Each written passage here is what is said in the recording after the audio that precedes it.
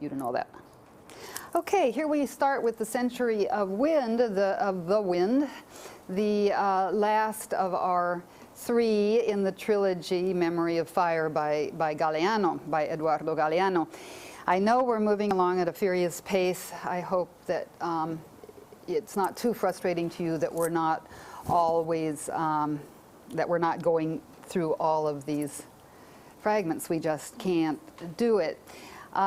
I did mention earlier in response to Ron's question about the issue of whether indigenous peoples were considered to be human beings or to have souls, another version of the same question. At the time of the conquest, I did email you on the website that it's Lewis Hanke, Lewis is his first name, Hanke, who is the scholar who in the 70s and 80s treated this question with great profundity.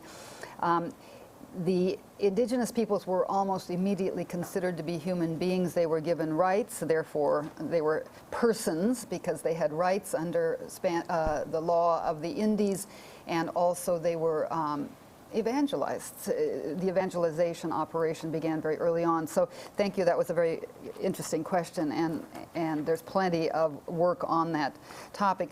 The other thing that came up that I looked into after our class last time was the issue of when Spain gave up slavery. Remember, we talked about that with respect to the people in Texas, when it was Mexico wanted to hold slaves. Mexico had abolished slavery with its independence from Spain in 1821.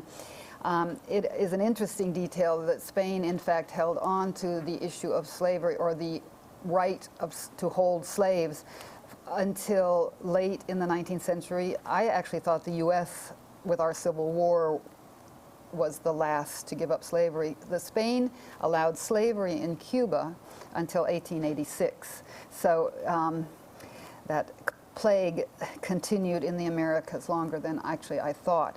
So again, I was glad that that issue came up so that we could look it up and find the answer.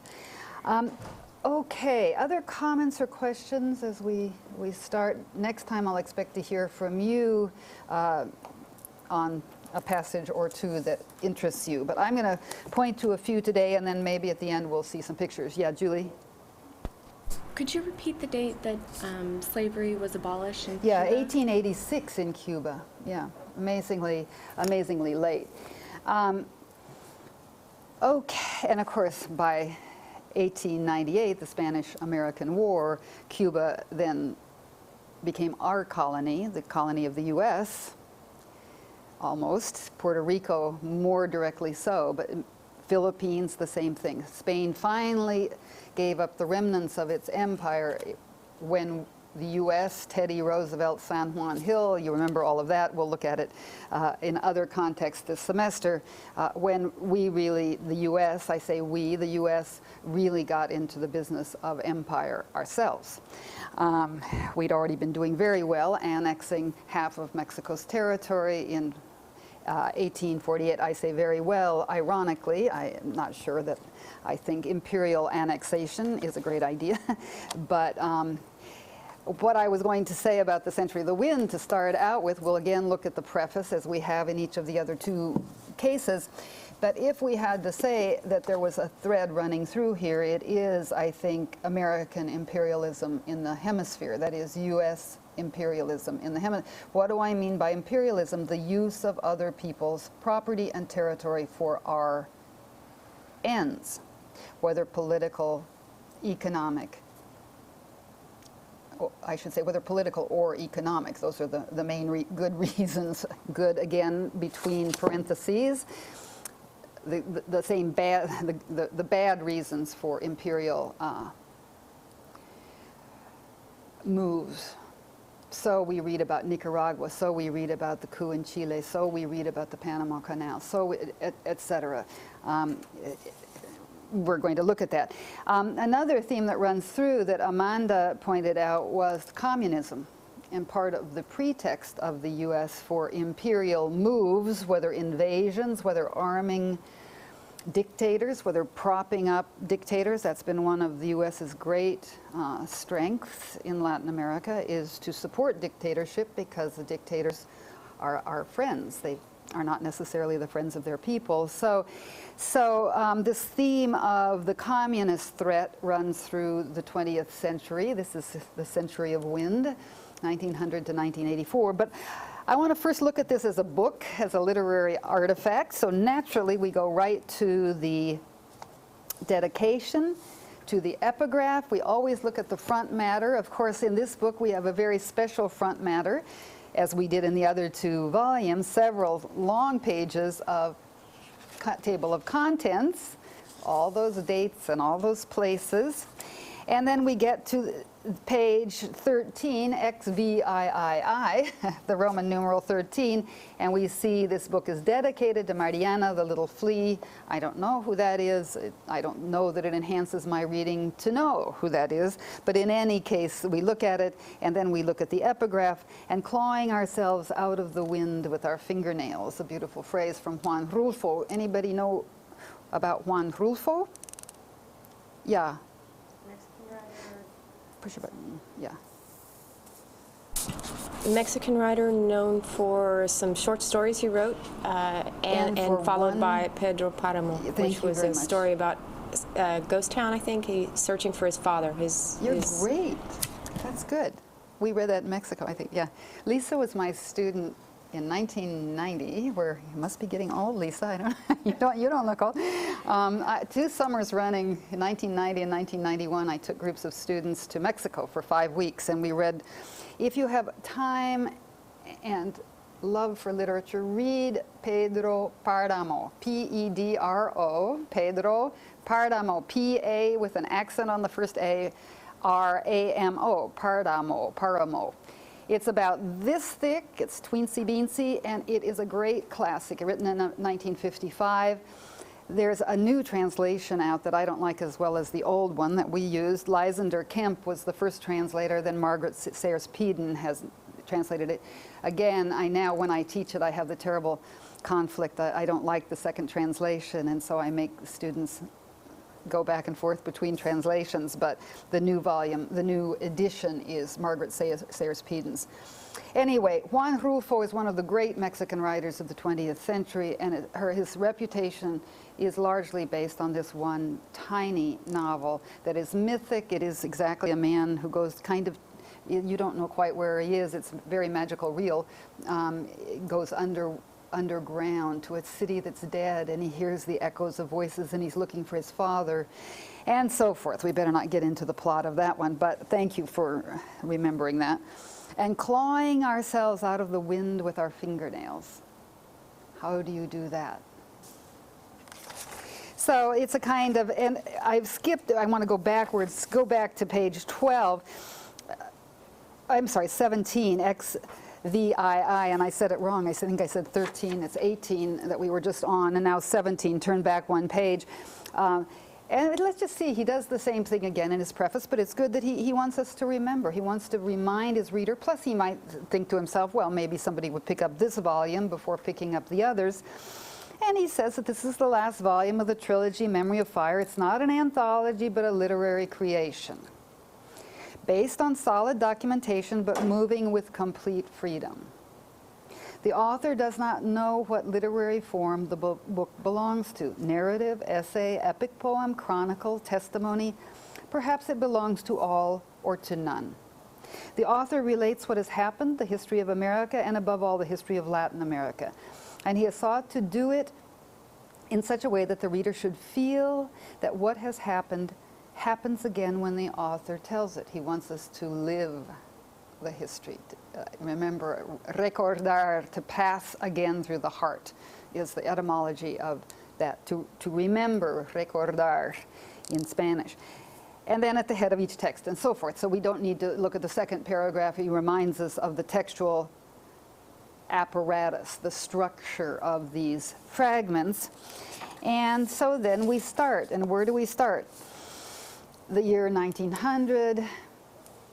We have a wonderful passage on Edison, who's invented the electric lights and so forth. As usual here, we get the everyday life, the mentalité, as the French historians say, meaning how people think, the kind of ethos, if you want, of the culture, that everyday people, everyday things. But then it really, if we had to say where the preponderance of the texts are, they would be on government, political issues. We still have painters, we still have writers, we still have the every man and every woman. But now he really, in this century, is interested in the abuses of power. You know, when you read Galeano, you're going to read about abuses of power. That's what he's interested in. He's interested in the terrible history of injustice that marks the Americas from north to south pole in so many ways. Occasionally there are up moments, and we've seen some of them. But he's a critic. He's a leftist, intellectual, academic writer. So we're going to see the critique, and we're going to see the bad guys. The cover of my volume, and it's I think the cover of your volume too is a Diego Rivera mural, I think, isn't it? Yeah. Mine is actually a different one, but the Diego Rivera murals, if you don't know them, do go on the internet and look them up. Maybe I'll give you a little slideshow. Diego Rivera is a soulmate of Galeano's, in that he's interested in, as he says, painting on public walls the history of the people of Mexico. And he does do that, huge groups of people and scenes of this and that, very dramatic, very theatrical work. And now that I'm saying that, I guess I'd better show you some of those. And I know many of you will know Diego Rivera's work, and indeed that would be great if there were a website, a web paper on Rivera. I'm going to look him up right now I know he's here someplace. Yeah, Diego Rivera comes in 24-25. Let's just go look at that one. And then I had others I wanted to point out. And then I was interested, Amanda, in your point too about this communist thread, the fear of communism being a thread that unites so many of the passages in this book. Let's see. It's not where I want to go. Sorry, wait for me 1 minute.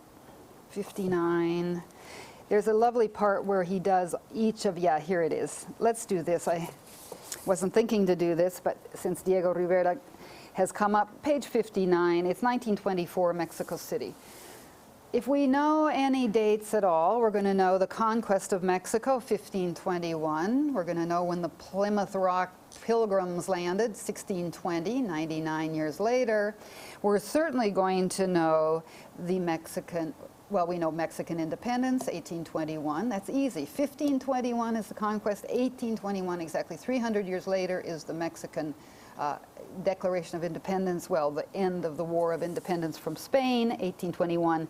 And then the Mexican Revolution, which is the Civil War, 1910 to 1917. Anyone who studied the Mexican Revolution knows that's a very short period. The country was in turmoil until 1930, basically. And we'll get into that in more detail later. Yeah, Melissa? Just a little bit confusing to me because most of the time when I think of the independence of Mexico, I think 1810. So you say 1821 because... Yeah, tell me why you think of 1810 for the independence. I thought that was a day in the 16th of September, 1810 was when Hidalgo made the declaration. It's a grito. It's el grito de independencia. Grito, it's called. Miguel Hidalgo, one of the great revolutionaries, yells "Viva Mexico." And so, but that's the beginning of the War of Independence. It takes until 1821 for Spain to say, okay, you're independent. So you're just looking at the beginning of the War of Independence. And it's an interesting point because July 4th, that's 1776. What's that? The Declaration of Independence. It's not the end of the revolution, but the beginning. So that's fine if you want to go with 1810, that's fine. I was just really confused for the longest time. I was like, no, my history book says 1810. Yeah, no, you can call it either way, yeah. I think it's interesting because the date differs depending on who claims what. Like for many Mexicans, 1810 is the year of independence because that was when the the natives who were fighting against the natives and the mestizos and everybody who wanted Spain out. That's when their date of independence that wasn't the point Melissa just made. Yeah, right. that somehow so I guess I should, hey, 1810, that's fine. I'll go with that. Listen, I want to go on and get on to this if that's okay. Thank you. Page 59. I didn't mean to get off the subject too far with that. We're in 1924 here, Mexican Revolution, 1910 to 1917, but chaos continues until 1928 or 1930.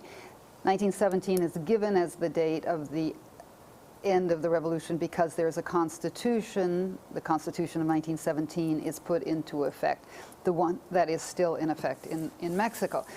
But here we have 1924. All of this post-revolutionary period in Mexico is super thrilling, super exciting. The artists, the writers, there's a whole new sense of Mexico, of Mexicanness. It's a great period of energy in Mexico, at the same time that there's a lot of political chaos. Sometimes those things go together, and especially in Latin America, where artists are always political in some way or another, much more than in the US, the artists are, quote, nationalizing the wall. I happen to love this passage, and I like to go on and see the three that follow, which are Rivera, Orozco, and Siqueiros, who are the three great Mexican muralists of this period. And if you go to Mexico City, or you go to lots of other places, or if you go to Detroit, or if you go to California, San Francisco, Diego and Frida came a lot to the US. Henry Ford commissioned them to paint murals in the Detroit Art Museum, which you can see to this day. I'm going to show you some pictures. I love Diego Rivera. Anyway, let's go on here and read Nationalizing the Walls. Easel art invites confinement. The mural, on the other hand, offers itself to the passing multitude. The people may be illiterate, but they are not blind. So Rivera, Orozco, and Siqueiros assault the walls of Mexico. They paint something new and different. On moist lime is born a truly national art, child of the Mexican Revolution and of these days of births and funerals. Mexican muralism crashes itself head-on into the dwarfed, castrated art of a country trained to deny itself. All of a sudden, still lifes and defunct landscapes spring dizzily to life, and the wretched of the earth become subjects of art and history rather than objects of use, scorn, or pity. Indigenous peoples are portrayed in heroic or in central, foregrounded. Complaints pelt down on the muralists, but praise not a drop. Still mounted on their scaffoldings, they stick to their jobs. 16 hours without a break is a working day for Rivera, eyes and belly of a toad, teeth like a fish. He keeps a pistol at his waist to set a line for the critics, he said. Turn the page, we'll just keep going. In these three, if you're interested, how many of you know the work of these three artists? I know Rivera, but not so much the other two. Maybe we'll have a chance to compare. I've paid a lot of attention to Mexican muralism over the years, and I think what Galeano does here is get a great sense of the style of each one of them in such small space. It's quite wonderful. Let's just look at them all. Keep in mind Orozco, keep in mind Siqueiros. I think it would be very interesting if we had the three muralists. We're familiar with them at least after this course is done. So let me try to do some of that for you eventually. And you too, just go on the web and put in images on Google and you'll find plenty of Orozco and plenty of Siqueiros. Okay, Mexico City 24. We're still there. We're going to be there for the next three entries. Diego Rivera resurrects Felipe Carrillo Puerto, redeemer of Yucatan, with a bullet wound in his chest, but uninformed of his own death, and paints Emiliano Zapata rousing his people. These are his subjects, the heroes of the revolution, Carrillo Puerto, Emiliano Zapata. And he paints the people, all the peoples of Mexico, united in an epic of work and war and fiesta on 1,600 square meters of wall in the Ministry of Education. image on the cover of your book is from the CEP, Secretaría de Educación Pública, from the Ministry of Public Education. So you can see that if Galeano had anything to do with choosing the cover, how important this particular mural that he mentions is. You must go there next time you go to Mexico City and see these fabulous interior patios, one after another, and 3 levels. I'll show you pictures. While he washes the world with colors, Diego amuses himself by lying. To anyone who wants to listen, he tells lies as colossal as his belly, he was huge and fat, as his passion for creating and his woman-devouring insatiability. We know something about his life because of Frida and vice versa, don't we? How many people saw the movie Frida with Selma Hayek? If you haven't, rent it. It's very good. I said, oh no, not more on Frida. And then I went and saw the movie and I said, wow, that was great. And you learn about their tremendous problems as well as their tremendous devotion to what they did. Barely 3 years ago, he returned from Europe. Over there in Paris, Diego was a vanguard painter who got tired of the isms, surrealism, etc., impressionism. He was a very good European painter before he was called home to paint on public walls in 1921. And just as his star was fading, he was painting just from boredom. He returned to Mexico, and the lights of his country hit him in the face, setting his eyes aflame. Okay, next one, Orozco. Diego Rivera rounds out. José Clemente Orozco sharpens. He's talking about their styles. Rivera paints sensualities, bodies of corn, flesh, voluptuous fruits. Orozco paints desperation, skin and bone bodies, a maguey mutilated and bleeding. What is happiness in Rivera is tragedy in Orozco. In Rivera there is tenderness and radiant serenity. In Orozco, severity and contortion. Orozco's Mexican Revolution has grandeur like Rivera's, but where Rivera speaks to us of hope, Orozco seems to say that whoever steals the sacred fire from the gods will deny it to his fellow men. Orozco's a much darker vision. Okay, then the third, Siqueiros. Surly, withdrawn, turbulent inside, that's Orozco. See, he's comparing, each one is compared to the previous. That's Orozco. Spectacular, bombastic, turbulent on the outside. That's David Alfaro Siqueiros. Orozco practices painting as a ceremony of solitude. For Siqueiros, it is an act of military solidarity. There is no other way except ours, says Siqueiros. To European culture, which he considers sick, he opposes his own muscular energy. Orozco doubts, lacks faith in what he does. Siqueiros bulls ahead, sure that his patriotic brashness is no bad medicine for a country with a severe inferiority complex. Okay, now, what we're going to do here is go to one of these mythic passages that has neither date nor place. I believe in this preface, Galeano says when there's no date or no place, it's because it transcends a particular date or place, mythic in that sense. The people are the hero of Mexican mural painting, says Diego Rivera. This is a quote from Rivera, who wrote and wrote and wrote. He was a great polemicist as well as a great painter. The true novelty of Mexican painting, in the sense that we initiated it with Orozco and Siqueiros, was to make the people the hero of mural painting.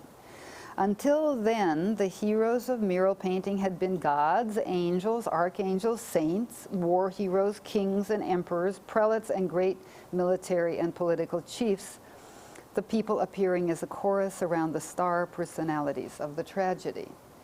So, speaking of communism, Diego, a great communist, international communism was his movement. He supported Stalin until the end. He died in 1957. Diego did. Plenty of time to see that Stalin wasn't quite the revolutionary leader that he might have been and pretended to be. Nonetheless, this is Diego Rivera, the bombastic Diego Rivera, proclaiming the people as now the subjects of his art, not just the great men of government or the church or whatever. So anyway, I think that's worth looking at, and I do promise that we'll see some of all three of these muralists before we're done. And in the meantime, I ask you to look them up on the internet. Okay, anybody want to go someplace in particular? Amanda, would you want to pursue your comment about this idea that communism seems to impel so much of the drama in the Americas, the fear of it, or the entry of it into Cuba, into Chile, whatever? Well, when I was reading the book, you know, I mean, I understand that a lot of the artists were communist, and a lot of the people that were good were being accused of being communist. But I guess the question that I had was the Soviet Union actually physically involving itself in Latin America, other than, you know, Cuba, to such an extent that America was not, I don't want to say justified, but it wasn't just a ghost in the closet, it was a reality? Or was it just that it was convenient and it was a scapegoat and America was going through its own problems, so, you know, let's kind of create this ghost, this kind of bugbear to give us something else to focus on other than the economy? And I guess that was my question, you know. Was it a genuine threat, or was it just something that, you know, with a little bit of tweaking became a genuine threat? Does anybody want to respond to that? Has anybody thought about that question? Yeah. Karzna. Did you ask? Would you push the button, Karzna? Thank you. Did you ask if we thought communism in the United States was a genuine threat? No. Or in the hemisphere? In other words, was the Soviet Union really going to take over Chile when Salvador Allende was elected? Or is it that the US is just inventing this as a pretext to go mess up Chile? It's very documented that we were behind and supported the overthrow of Salvador Allende. I was doing like you emailed me, and so I did decide to do my thing. And there's so much that I've read on it. Oh, good. I'm so yeah, there you go. Yeah, thank you. Now I've forgotten to, yeah, please everybody help. It's because you don't have to do it in any other The class is I know, weird. of course, yeah. But Allende, how the U.S. got involved in it, it's just interesting, I guess, because they thought that he was going to team up with other people, like as in Castro, because he was real good friends with Castro, and they really thought that he was going to team up with Castro and along with the people in the Soviet Union, and they were going to try to do this whole, because they really felt strong about how they really thought that communism should be the way, and that things are more ordered that way, and that things should be ordered. And I think that's why and that things they are fair. Yeah, it was a serious threat, because people like the United States and other countries who were trying to do these, you know, representative type governments, and the governments where the people have a say, that was like the complete opposite. And you know, at any time when somebody's the complete opposite, you know, you kind of get scared, 'cause you're thinking, okay, well, who's gonna win? Who's gonna you know? But Carson, what about the fact that in fact Allende was elected? Allende was elected. He was communist, but he was elected. So to overthrow an elected person in favor of a military government isn't exactly democracy in action either. I was reading Chile Declassified. It's a long article I'm still reading, and they were saying that because the fact that he won the vote, but because he won by such a minimal margin, they were thinking that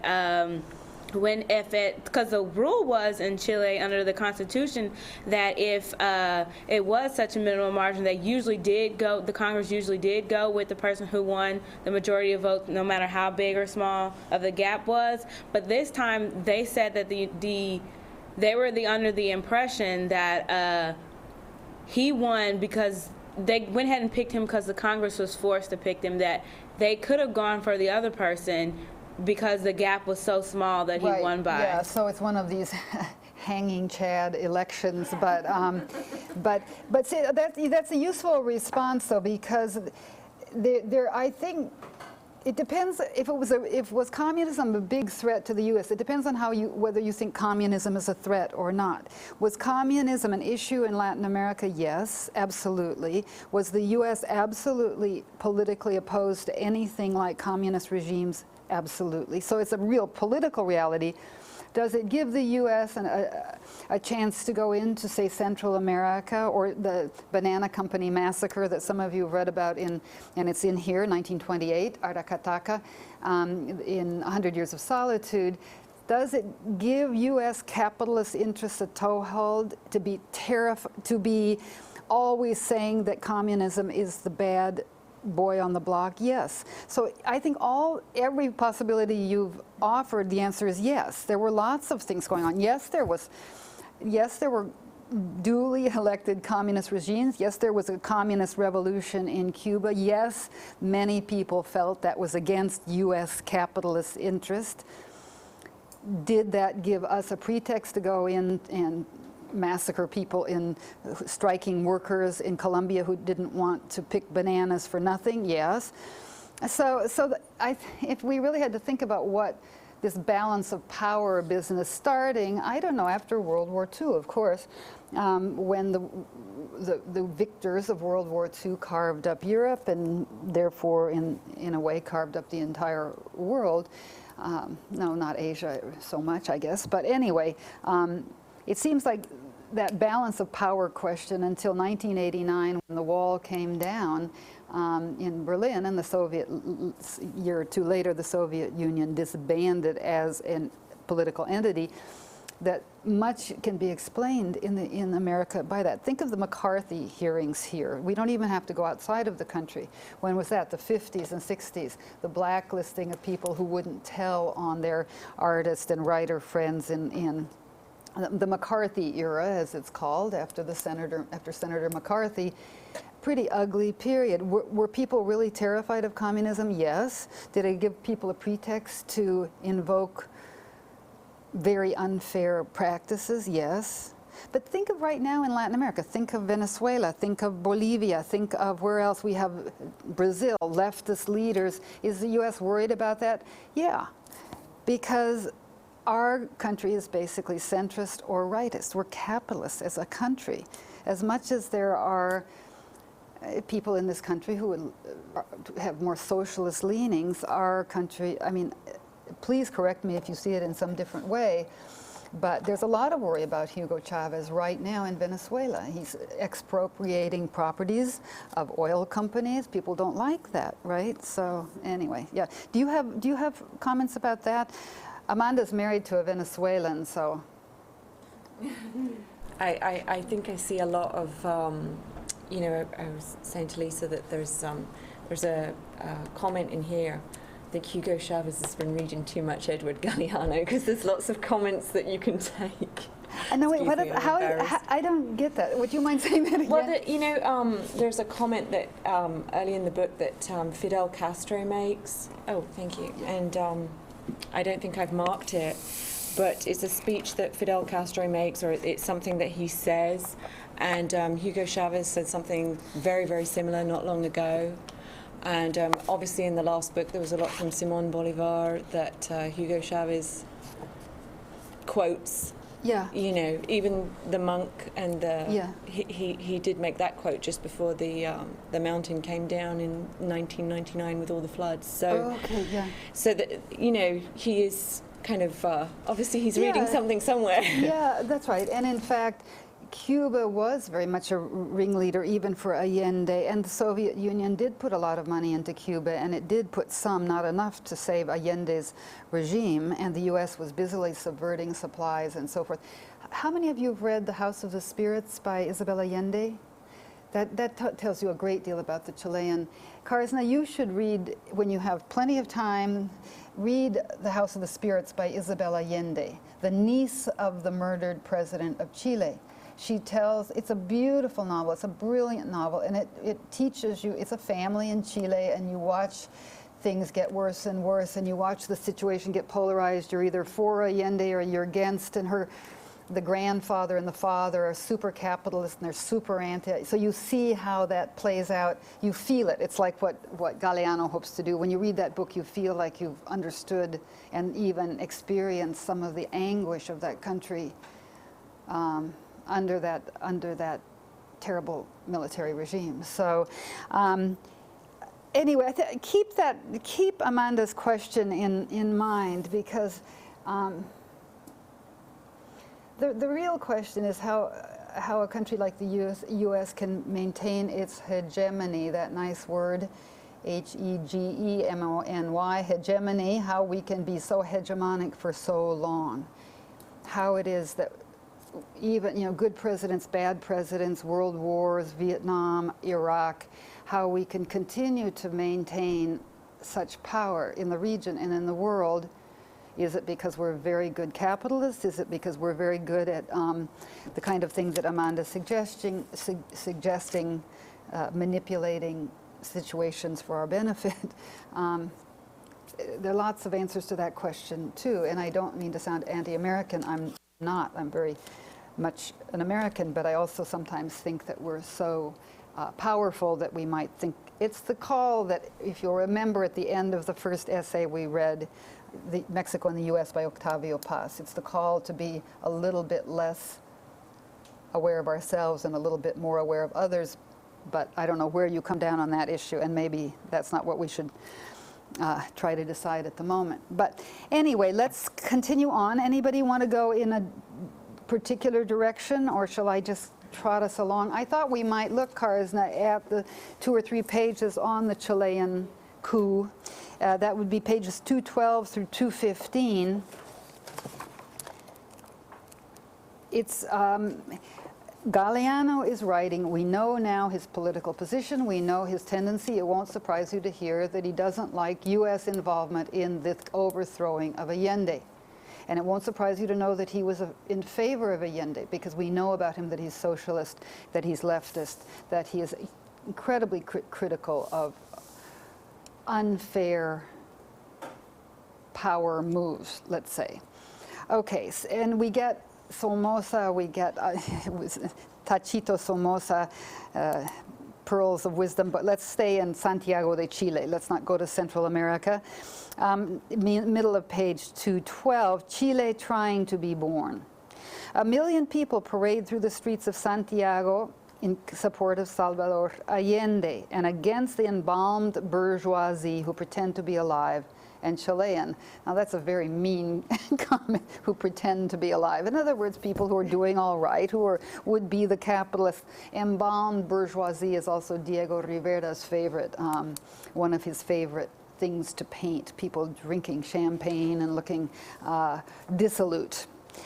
A people on fire, a people breaking the custom of suffering. In search of itself, Chile recovers its copper, iron, nitrates, banks, foreign trade, and industrial monopolies. Under Allende, a lot was expropriated. Foreign owners of companies were told, get out, we're going to be the masters of our own natural resources. Same thing that happened with the expropriation of oil in 1938 by Cárdenas in Mexico.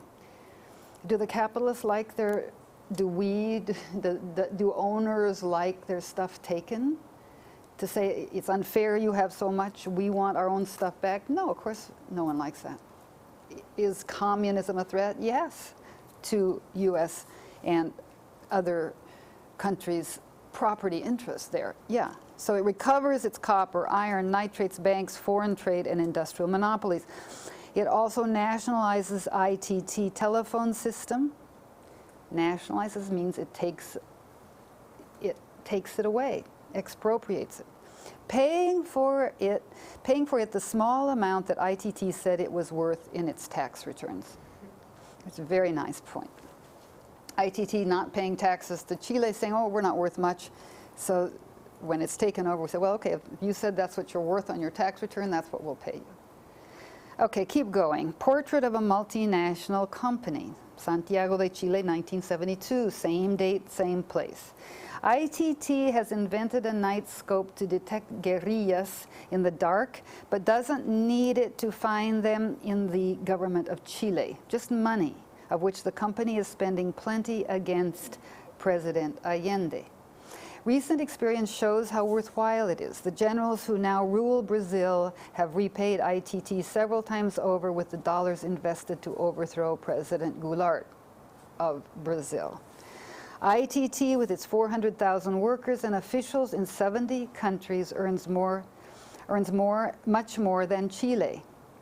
On its board of directors sit men who were previously directors of the CIA and the World Bank. ITT conducts multiple businesses on all continents.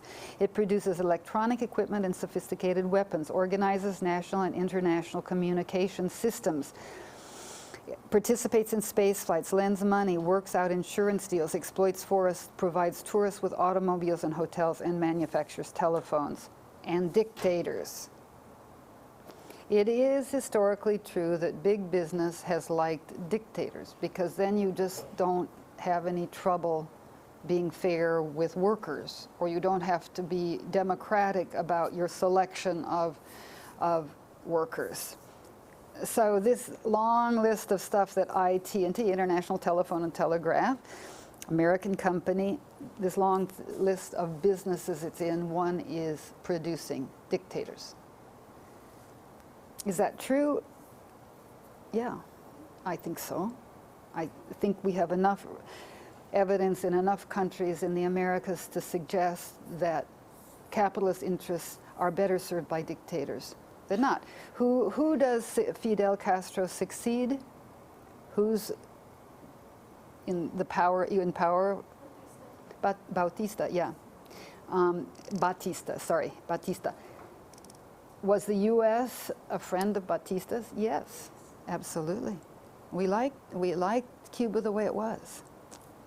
Is Cuba great now, under 40 years of Fidel? Well, that depends on who you talk to. But let's leave that aside, and we're going to go one more or two, Santiago de Chile, the trap. By diplomatic pouch come the dollars and that finance strikes. Okay, here he's going to say the U.S. is sending money, other capitalist nations, but particularly the U.S., to subvert Allende's regime, to make sure there wasn't enough food, to make sure there were long lines to buy stuff. By diplomatic pouch come the dollars that finance strikes, sabotage, and lies. Businessmen paralyze Chile and deny it food. There is no other market than the black market. People have to form long lines for a pack of cigarettes or a kilo of sugar. Getting meat or oil requires a miracle of the most sainted Virgin Mary. The Christian Democrats and the newspaper El Mercurio abuse the government and openly demand a redemptory coup d'etat, since the time has come to finish with this red tyranny. Newspapers, magazines, and radio and TV stations echo the cry. For the government, it is tough to make any move whatsoever. Judges and parliamentarians dig in their heels, while in the barracks, key military men whom Allende believes loyal conspire against him. In these difficult times, workers are discovering the secrets of the economy. They're learning that it isn't impossible to produce without bosses or supply themselves without merchants, but they march without weapons, empty-handed, down this freedom road. Across the horizon sail U.S. warships preparing to exhibit themselves off the Chilean coast. The military coup, so much heralded, occurs. And then Allende. Let's just keep going. Sorry, I'm afraid this can't stop here.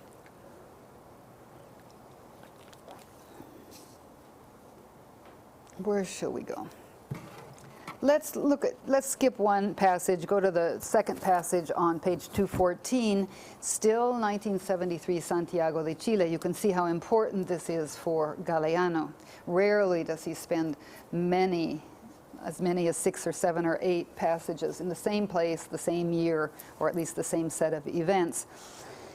This is a quote, as we see by the italics, from Allende. Great avenues will open up, announces Salvador Allende in his final message. These titles sound like newspaper titles, don't they? Headlines, rather. I am not going to resign. Placed in a critical moment of history, I will pay with my life for the loyalty of the people. And let me tell you that I'm sure the seed we sowed in the dignified conscience of Chileans will definitely not be destroyed. They have the force. They might be able to overcome us, but social processes cannot be stopped with crime or force. History is ours, and the people make it. You can see why Galeano loves this. Workers of my country, I have faith in Chile and its destiny. Other men will surmount this gray and bitter moment when treason seeks to impose itself. Rest assured that much sooner than later, great avenues will once again open up through which free mankind shall pass to build a better society. Long live Chile, long live the people, long live the workers. These are my last words. I am certain that my sacrifice will not be in vain. You remember that he is being held captive. There are helicopters circling overhead. He's being held captive. Today is today September 11th, or is it? Yes, today is. Yes, perfect. The September 11th was in 1973 was the date of the coup and the murder of Allende. As well as our own national tragedy, of course. But here he speaks on the radio to the people of Chile as he knows he's going to be murdered. He's shot. The soldiers, the military enters the Casa Rosada, I think is the name of the presidential palace, palace, yeah, the pink house. Isn't that right, or am I thinking of Argentina? I think maybe I'm thinking of Argentina. Anyway, long story short, there are films of all of this. We could see it happening on TV. Keep going. Let's just go through this. 1973, Santiago de Chile, the reconquest of Chile. A great black cloud rises from the flaming palace. President Allende dies at his post as the generals kill Chileans by the thousands. The civil registry does not record the deaths because the books don't have room enough for them. But General Tomás Opaso Santander offers assurances that the victims do not exceed 0.01% of the population, which is not, after all, a high cost. And CIA Director William Colby explains in Washington that thanks to the executions, Chile is avoiding a civil war. Señora Pinochet declares that the tears of mothers will redeem the country. Irony, irony, get it.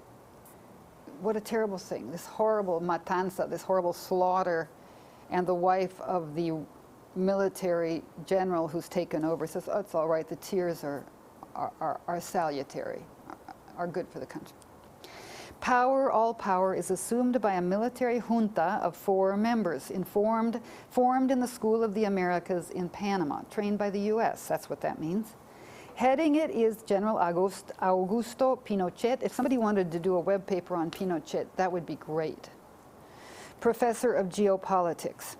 Martial music resounds against the background of explosions and machine gun fire. Radios broadcast decrees and proclamations which promise more bloodshed, while the price of copper suddenly rises on the world market. Buyers of copper know it's not going to be a lot coming out of Chile for a while. The poet Pablo Neruda, if anybody wants to do a web paper on Pablo Neruda, that would be just fabulous too. The poet Pablo Neruda, dying, asks for news of the terror. At moments he manages to sleep and raves in his sleep. The vigil and the dream are one great nightmare. Since he heard Salvador Allende's proud farewell on the radio, what we just read, the poet has begun his death throes. They were great friends. You see him also in the House of the Spirits. You see the president with a capital P. You see the poet with a capital P. Neruda won the Nobel Prize for poetry, well, for literature in, I think, 1971, just a couple of years before his death. He's fabulous to read. If anybody's looking, and he's quite well translated into English. You don't have to read Spanish, but it's always better if you can. We're going to get to Neruda on the next page, and I want to spend time on that. So let's just do 2 more, and then I promise next time we'll vary it a bit more. Well, you're going to vary it by choosing your own passages, but let's just go ahead. Okay, so we see Pablo Neruda, the great friend of Allende, the great communist intellectual. Anybody see that movie, The Postman, Il Postino? That's another one. Put it on your list to rent. It's called, in Italian, Il Postino, meaning the postman, and it's about Neruda, and it's very beautiful. It's actually set in Italy. The novel, and indeed the scene should be Chile, an island off the coast of Chile where Allende had Neruda had his home. See the Postino, it's really beautiful. Before attacking the presidential palace, they bombarded Allende's house.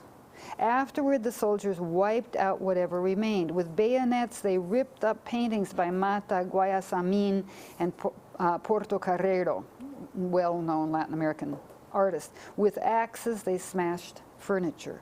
A week has passed. The house is a garbage heap. Arms and legs from the suits of armor that adorn the staircase are littered everywhere. In the bedroom, a soldier snores, sleeping off a hangover, his legs flung apart, surrounded by empty bottles. From the living room comes a moaning and panting. There, in a big yellow armchair, torn apart but still standing, the Allende's bitch is giving birth. The puppies, still blind, grope for her warmth and milk. She licks them. One more. Same year, same place. The home of Neruda. Amid the devastation, in a home likewise chopped to bits, lies Neruda, dead from cancer, dead from sorrow. His death isn't enough, though. Neruda, being a man so stubbornly alive, so the let me start that sentence again. His death isn't enough, though. Neruda, being a man so stubbornly alive, so the military must kill his things. They splinter his happy bed and happy table. They disembowel his mattress and burn his books, smash his lamps and his colored bottles, his pots, his paintings, his seashells. They tear the pendulum and the hands off the wall clock, and with a bayonet gouge out the eye of the portrait of his wife. From his devastated home, flooded with water and mud, the poet leaves for the cemetery. A cortege of intimate friends escorts him, led by Matilde Urrutia, his wife. He once said to her, "It was so beautiful to live when you were living." Block by block, the cortege grows, the funeral procession, right? On every street corner, it is joined by people who fall into step despite the military trucks bristling with machine guns and the carabineros and soldiers who come and go on motorcycles and in armored cars. Exuding noise and fear. Behind some window, a hand salutes. High on some balcony, a handkerchief waves. This is the 12th day since the coup, 12 days of shutting up and dying. And for the first time, the International, the communist hymn, is heard in Chile, the Internacional, hummed, groaned, wept, but not sung until the cortege becomes a procession, and a procession a demonstration. And the people, marching against fear, break into song in the streets of Santiago at the top of their lungs with all their voices, to accompany in a fitting way Neruda, the poet, their poet, on his last journey.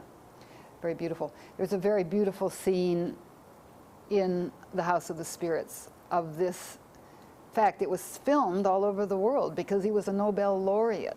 So his funeral cortege was filmed, and the workers, as they were standing, would salute, and this incredible homage to this man, and a kind of burial of freedom, as Isabel Allende puts it, because Chile was plunged into years and years of terrible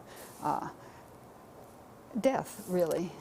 People taken out of their houses at night and for no reason, lots of disappeareds, same in Argentina. So Karsna, when we talk about communism being a threat, what we have to say is, was Allende a worse threat than what happened? No, he simply wasn't.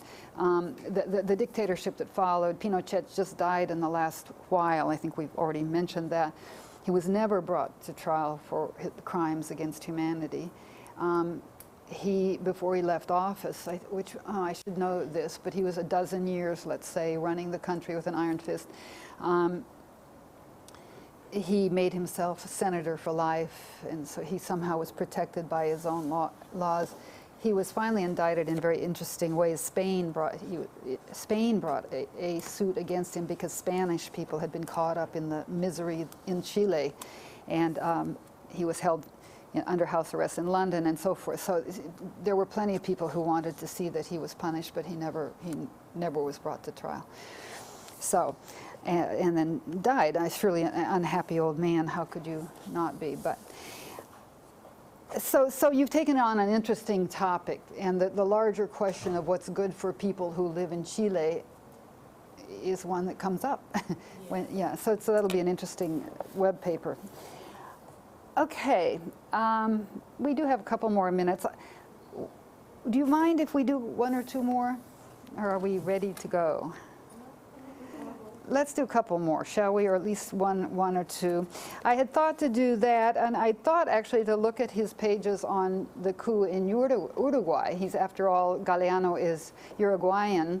Those are the pages 230 to 33, but you know what? Don't go there, because it's similar enough to the ones that we've just seen. Why don't, since I brought my computer inspired by the comment about Kahlo, why don't we look at an artist now? We started with Diego, the husband.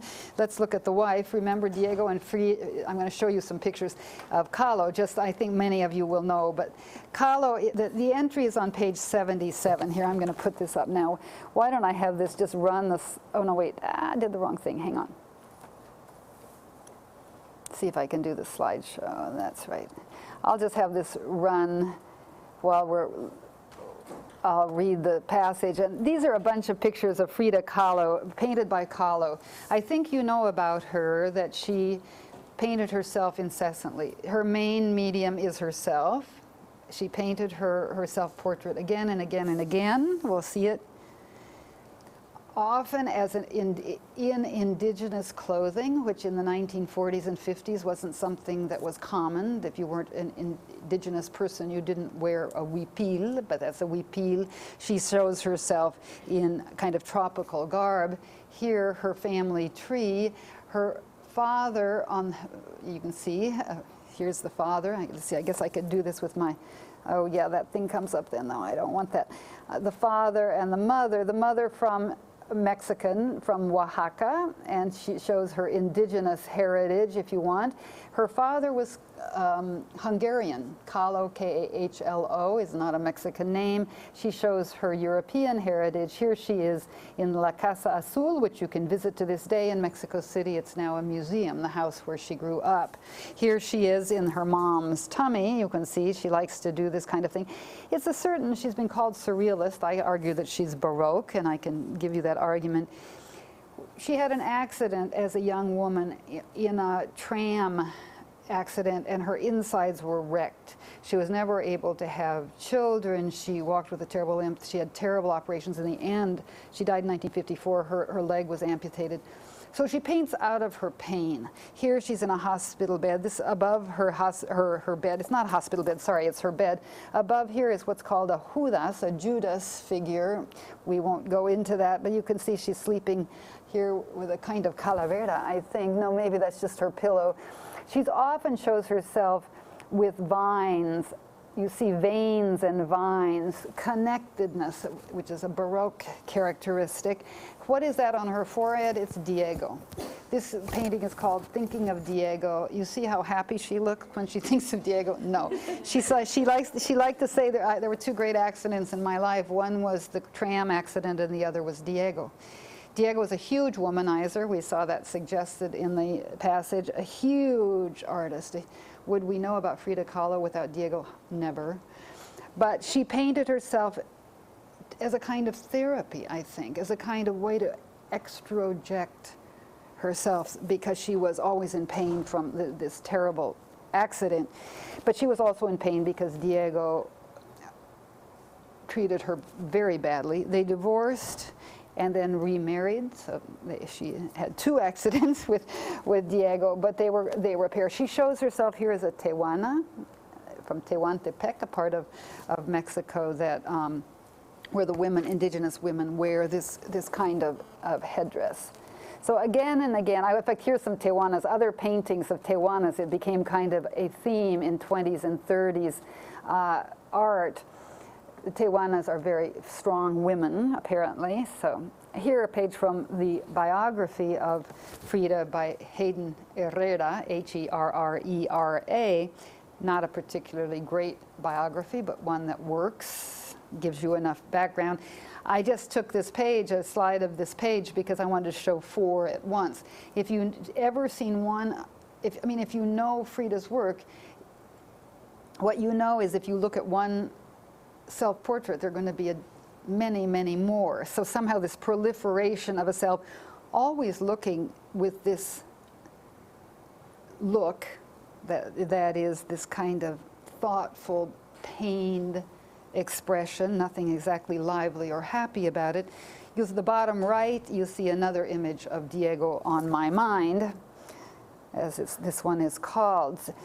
So the winding, the connectedness, the rootedness, the constraints of roots. It's not like rooted means great, I'm well settled. For her, it's like I'll show you one called Roots. I just have to take these in the order. There is one called Roots that we'll see in a minute. But here it's called Las Dos Frida, the two Fridas. And we have the indigenous Frida on the right, the European side on the left. What we have is the two hearts connected. She has clipped off, this is the surrealist little blood thing. Here what we have is a teeny little picture of Diego. Diego is never far from her mind. Here a picture of her back, all those operations. She had 40 operations. It was almost like she began to need operations, the pain, one wants to say masochist without being too certain of what I'm saying, but there was something self-defeating and self-destructive. She kept having miscarriage after miscarriage long after the doctors told her that she couldn't have children. There was something very self-destructive. She died in 1954, as I said, she was born in 07, so she was something like 47 years old. She died rather young here with her body brace. This is called Árbol de la Vida.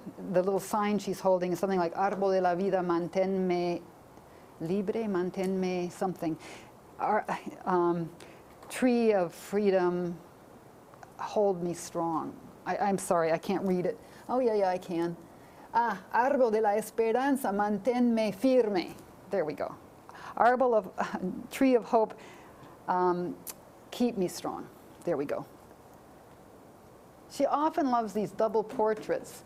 She sees herself outside of herself. There she is, sort of herself and her doll. It's called Me and My Doll, but it's almost, and this is almost a triple or a quadruple portrait. Here she is holding Diego, who's a baby, and she's being held by a Mother Earth figure who in turn has a larger cosmic.